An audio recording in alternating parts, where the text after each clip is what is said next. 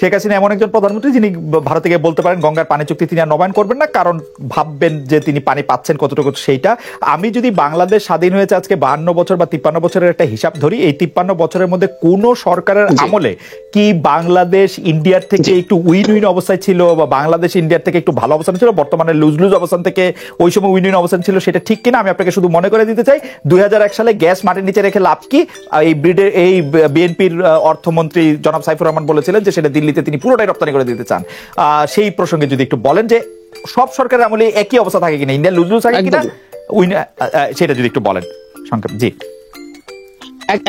খুবই গুরুত্বপূর্ণ প্রশ্ন, কখনো থাকেনি। এবং আমি প্রায় একটা কথা বলি যে ভারতের জায়গা থেকে বাংলাদেশের সাথে সম্পর্ককে যেভাবে দেখা হয়েছে, আমি মানে বলে রাখা ভালো, মমতাজ ভাইও বলছেন ইটস ট্রু, ভারত একটা বিরাট দেশ, তার অর্থনীতি বড়, তার মিলিটারি সুপার পাওয়ার, তার নিউক্লিয়ার ওয়েপন আছে, সে এখন মঙ্গলে যায়, চাঁদে যায়, ভারতকে ইগনোর করার কোনো স্কোপ নাই, সে একটা রিজিওনাল সুপার পাওয়ার।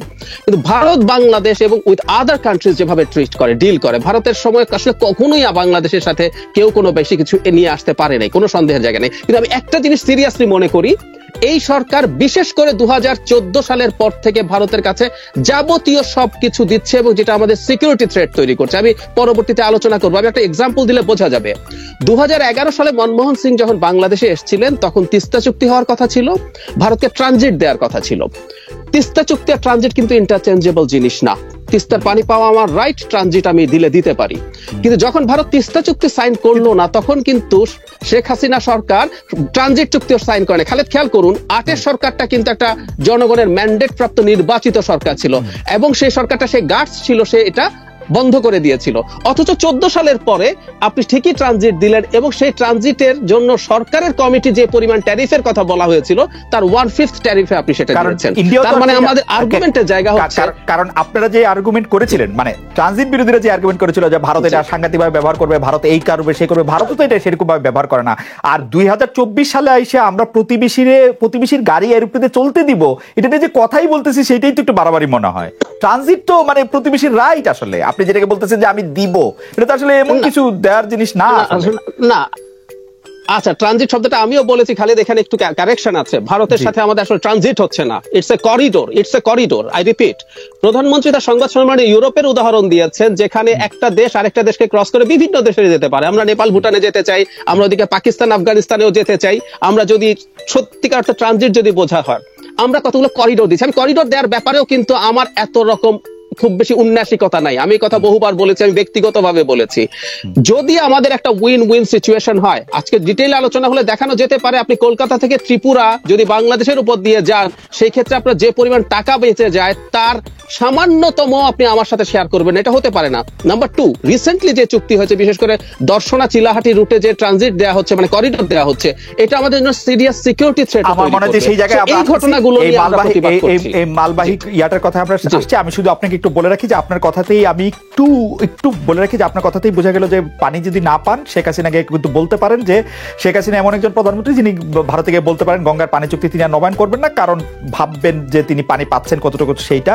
আর 2 হচ্ছে যে আপনি বলছিলেন যে কিছু কি আমরা পাবো না। আপনিও এইসব বিষয় নিয়ে আসলে গবেষণা করেন, অনেক কথা বলেন। একটি কলকাতা থেকে ত্রিপুরা একটি ট্রাক গেলে ও যতবার থামবে ততবার সে প্রাণের চকলেট, রাঁধুনির চিপস এগুলি কিনতে যায়, এবং আমরা দেখেছি একটা বড় মার্কেট কিন্তু অলরেডি সৃষ্টি হচ্ছে, যেটা একটা বড় কারণ কিন্তু সেসব ট্রানজিট দেওয়ার এইসব জায়গায়। পাওয়ার প্ল্যান্টটা বাংলাদেশ আছে, আই এগ্রি উইথ ইউ যে কয়লা পোড়ানোর যে ক্ষতির দিক আছে সেটা থাকতো, কিন্তু কয়লা পাওয়ার প্ল্যান্ট যখন আমার এখানে হবে, আমি যখন কনস্ট্রাক্ট করছি, এই পুরো কনস্ট্রাকশনের খরচের জন্য বা যা যা সিমেন্ট লাগবে, রড লাগবে, শ্রমিক লাগবে, সব আমার দেশের লোকজন করতো।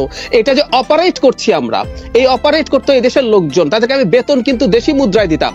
আমার এখানে শুধু কয়লাটা আমি ইম্পোর্ট করছি, ওই ইম্পোর্টের ফরেন কারেন্সিটা লাগতো, আমার যন্ত্রগুলো ক্যাপিটাল মেশিনারিজ লাগতো, আর বাকি সব কিন্তু আমি দেশি মুদ্রায় করতাম। সুতরাং 25 বছরের জন্য এখন যেটা দাঁড়াচ্ছে, আমার যাবতীয় এই যে বিদ্যুৎ বিক্রি করছে, এর মধ্যে তার অপারেশনাল কস্ট পুরোটা আছে, বেতন আছে, আমাকে সব এখন ফরেন কারেন্সিতে দিতে হচ্ছে।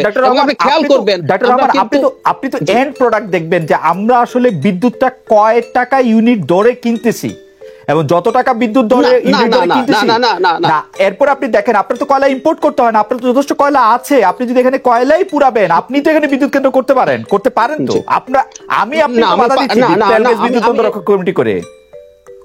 আচ্ছা আমি পারি ওটা পারি, কিন্তু আমি এন্ড পয়েন্টের জায়গায় একটু আবার ডিবেট, আমি একটা তাত্ত্বিক ভাবে বলি, ধরুন 7 টাকা হচ্ছে এন্ড প্রাইস আমার এখানেও তার ওখানেও, কিন্তু আমার এখন ডিফারেন্সটা হচ্ছে আমি যদি 7 টাকা দেই, এই 7 টাকা আমাকে পুরো ফরেন কারেন্সিতে দিতে হয়, কিন্তু আমার এখানে যদি 7 টাকা আমি খরচ করি, সেই ক্ষেত্রে একটা পোর্শন, এটা 1-2 টাকা কয়লার খরচ বা কিছু যন্ত্রপাতির খরচ আমাকে দিতে হতো ফরেন কারেন্সিতে, বাকি টাকা আমি লোকাল কারেন্সিতে দিতাম। আজকে আমরা সংকটে পড়ছি কিন্তু আমাদের ফরেন রিজার্ভের ক্রাইসিসের জন্য। আপনি খেয়াল করবেন, আদানির একজন ডিরেক্টর বাংলাদেশে প্রাইভেট জেট নিয়ে এসেছিলেন, কারণ সে এখন টাকা পাচ্ছে না, কারণ এই পুরো টাকাটা তো তাকে ফরেন কারেন্সিতে দিতে হয়। ইন দ্যাট কনসিডারেশন এটার একটা সিরিয়াস প্রবলেম আছে। আমি আরেকটা জায়গায় যাই, সেটা হচ্ছে আমাদের ট্রেড ডেফিসিটের কথা। জি, ট্রেড ডেফিসিটের কথা। জি, আপনি ট্রেড ডেফিসিটের কথা বাংলাদেশের সাথে ভারতের ট্রেড ডেফিসিট, মানে এটা আমরা কোনোদিন সমান সমান হবে এটার কোনো কারণ নাই। এটা একটা ফান আছে যে আপনি যখন একটা পাড়ার দোকান থেকে কিছু কেনেন, তার সাথে আপনার ট্রেড ডেফিসিট হয়ে যায়, এখন যেহেতু আপনি বিক্রি করেন না। কিন্তু ভারতের সাথে আমাদের ট্রেড ডেফিসিট কতগুলো, এটা খুবই স্পষ্ট এখন সবার সামনে, যে আপনি কতগুলো ট্যারিফ এবং নন ট্যারিফ ব্যারিয়ার দিয়ে বন্ধ করছেন, অথচ কি অসীম গ্যাপ আমাদের এখানে $15-16 বিলিয়ন তারা এক্সপোর্ট করে, আমরা টেনে 2 বিলিয়নও যাই না। আমি জাস্ট একটা এক্সাম্পল দেই, রিসেন্টলি প্রচুর কথা হচ্ছে এটা নিয়ে, আমাদের কিছু পাট পণ্য সেখানে বাজার পাচ্ছিল, আপনি একটা অ্যান্টি ডাম্পিং ট্যারিফ বসিয়ে ওটা বন্ধ করে দিলেন। সো কোনো একটা জায়গায় আপনি কিছু দেখছেন না।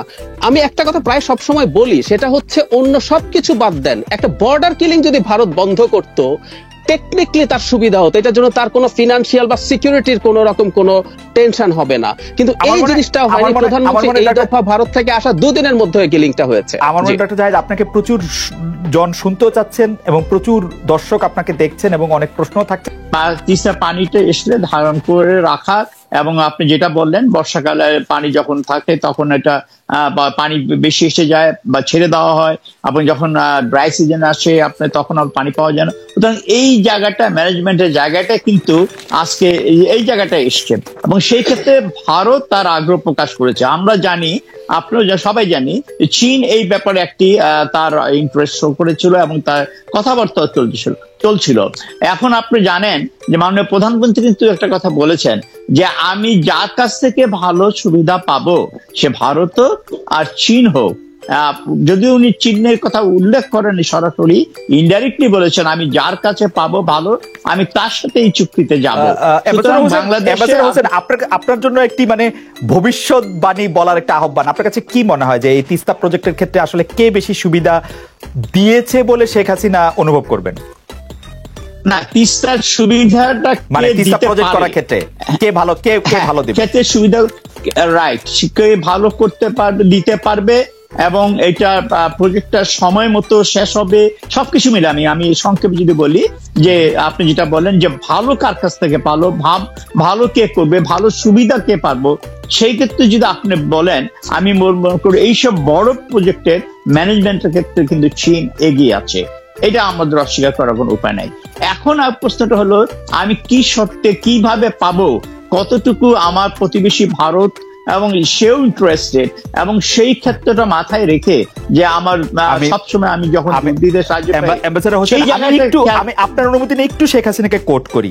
তিনি বলেছেন যে আমাদের কাছে গ্রহণযোগ্য, লাভজনক সেটাই আমরা করব, কিন্তু তার পরের লাইনে তিনি বলেছেন আবার ভারত যদি আমাদের প্রজেক্ট করে দেয় সব সমস্যার সমাধানই হয়ে গেল।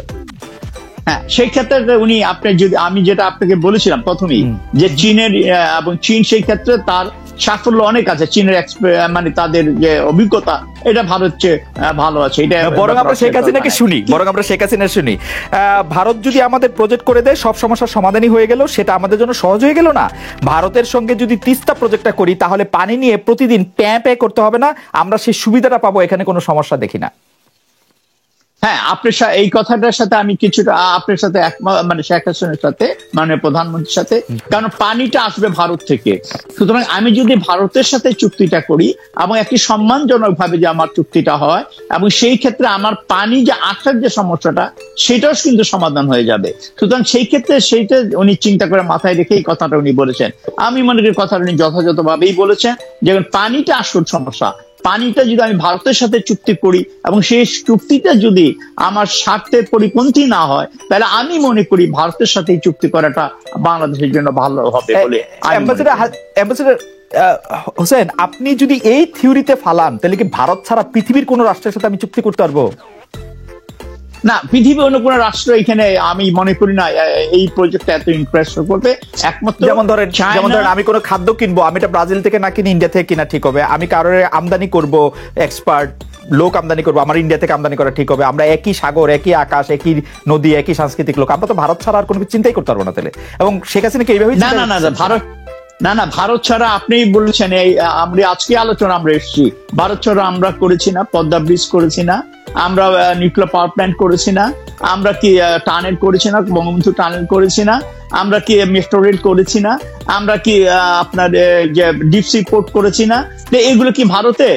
এগুলো মোটেও সবগুলো একটা ভারতের প্রজেক্ট না। আপনার সেখানে চায়নার বেশি অধিকাংশ গুলো চায়নার প্রজেক্ট, কারণ ভারতের প্রজেক্ট মনে হয়। অ্যাম্বাসেডর হোসেন, আপনার কাছে কি মনে হয় ভারত করতে চাইলে কর্ণফুলীটাও আমরা ভারতকে দিয়েই করাতাম?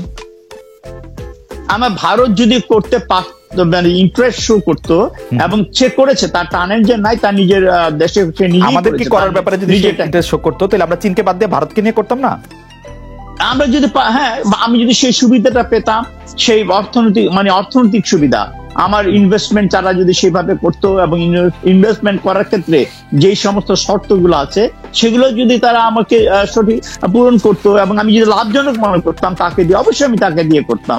কেন করবো না? আজকে ভারত কেন, আজকে যে অন্য কোনো দেশ আছে, আমেরিকা হোক, রাশিয়া হোক, বা যারাই হোক, জাপান হোক, আপনার জাপান করছে না, মেট্রো রেল করেছে, আমার ব্রিজ গুলো করে দিয়েছে না, চিটাং এর যে সবগুলো ডবল ব্রিজ হয়েছে, তো আপনার এই যে নতুন বঙ্গবন্ধু ব্রিজটা রেলওয়ে ব্রিজ করে দিচ্ছে না জাপান। সুতরাং আমার স্বার্থ যেখানে আমি দেখবো যাকে দিয়ে এই প্রজেক্টটা আমার জন্য লাভজনক হবে এবং অর্থনৈতিক ভাবে আমি সাহায্য পাবো, আমি তার কাছেই যাবো। সেটাই তো নিয়ম। এই ক্ষেত্রে আমাদের হাতের সামনে বদ্ধ মুষ্টি আমাদের হিমালয়কে আড়াল করতেছে না তো? মানে আমরা শুধু মানে আমাদের টানেল ভিশনটা শুধু ভারতের দিকে না তো, না মানে পররাষ্ট্র নীতির ক্ষেত্রে কি মনে হয় আপনার কাছে হোসেন? না, ভারতের পররাষ্ট্র দেখতে পাচ্ছি আসলে না, আমাদের আজকে যদি আপনি বলেন, আজকে বাংলাদেশের যে অবস্থাটা, যেটা আমি কিছুটা বলেছিলাম, যে আজকে ভৌগোলিক অবস্থা, আমরা বাংলাদেশ ছোট রাষ্ট্র, ক্ষুদ্র রাষ্ট্র, ছোট অর্থনীতি সবই আছে, ঠিক আছে, কিন্তু ভৌগোলিক অবস্থার কারণে আমরা অত্যন্ত গুরুত্বপূর্ণ জায়গায় আছি আমরা, যেই কারণে আপনি দেখেছেন নির্বাচনের আগে একটি বছর মার্কিন যুক্তরাষ্ট্রের সকল স্তরে, তাদের উচ্চ স্তরে, সকল লেভেলের বিভিন্ন দেখেছেন, আমাদের এই ভূ রাজনৈতিক গুরুত্বের প্রসঙ্গটা আমরা পরের প্রসঙ্গে আসবো। আমরা একটু